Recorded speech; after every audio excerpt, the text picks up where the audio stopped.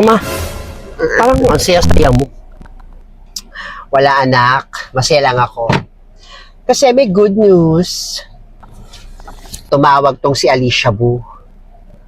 Na-cremate na raw yung katawan ni Adelpha. Nakita sa tabing ilog. Gula-gulanit na at luso-luso na yung pagmumukha.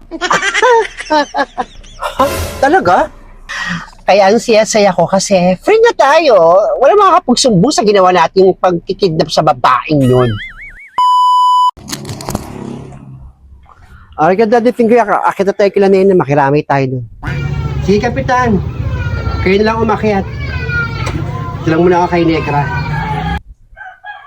Ay naku, halika na. Halika na. Hindi na. Sige na po. Sige na. Kapitan tsaka si Daddy Finger. O sige, basta sumunod ka ha. Kung gusto mo. Ano ka ba, Daddy Finger? Umakat ka na doon. Para malaman ni Nena nandito ka. Hindi na Negra. Alam mo naman nandun si Peter eh.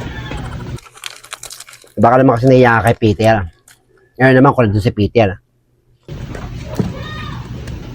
Tsaka pinihim ko naman na si Nena na sabi ko nakikiramay ako sa kanya. Dito na lang ako para wala nang issue.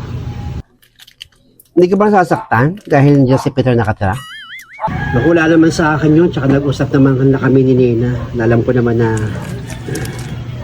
hindi naman talaga kami magiging kami ni Nena. E pa yung mga binigay mo kay Nena? Wala yun, yung mga binigay ko lang. Tulong ko na lang yung kay Nena. Ay pa rin, naging mabait din naman sa akin si Nena, yung kaibigan natin yan. Sabagay yun. Mabait naman si Nena. Si Daddy Finger. Hoy, Daddy Finger! Ganun talaga ang buhay, Negra. Tama naman si Negra. Ba't ikaw makit dun sa taas? Ipakita mo kay Nena nakikiramay ka?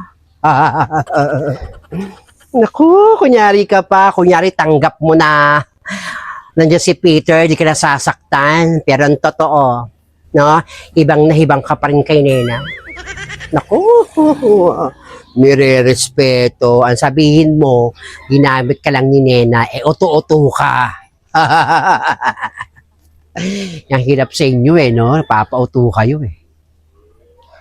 Pasensya ka na ha. Daddy Finger, kami mga babae, hindi namin din ang mga galamay nyo Yung gusto namin yung pure na lalaki. Pasensya ka na kung na-hurt ka. Umepa na naman to si Feli.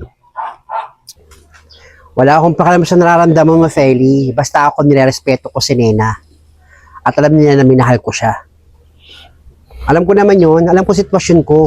Kaya hindi ko na pinagsisiksikan sarili ko di wala kang pake. Basta ako nagsasabi lang ng totoo sa'yo.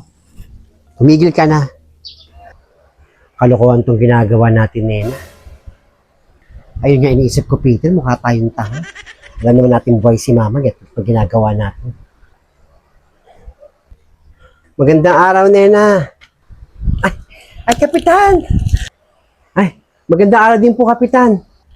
Magandang araw din, Peter. Nakikirami kami sa inyo. At ako'y nalulugod at nakita na rin yung bangkay ni Aling Adelpha at nabigyan din kay papaano ng maayos na burol. Kaya nga po, Kapitan, nagpapasalamat kami. Nakita na namin yung bangkay ni Mama. Mamaya nga pala, Nena, may darating na mga aabuloy dito.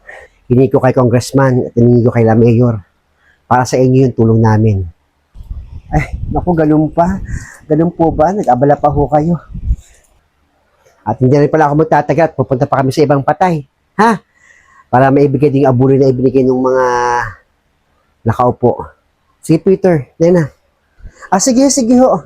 Naku. Marami pong salamat. Ay, naku, bawal nga po pala magpasalamat pala kapag may namamatayan. Sige po, ingat po kayo sa ibang patay na pupuntahan nyo, Kapitan. Sige po, Kapitan, salamat. Sige po, Kapitan. Narinig kaya tayo, Peter? Hindi naman siguro tayo narinig, Nena. Kamag-alala. Sana hindi. Sana matapos na to.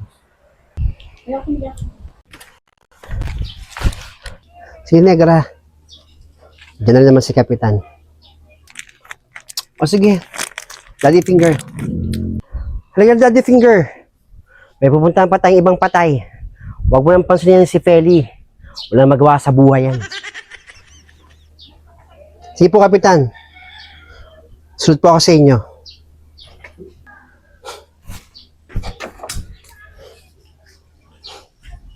Bago nga kayo magsama ni Kapitan. Isang bek-bek at isang shibuli. Okay.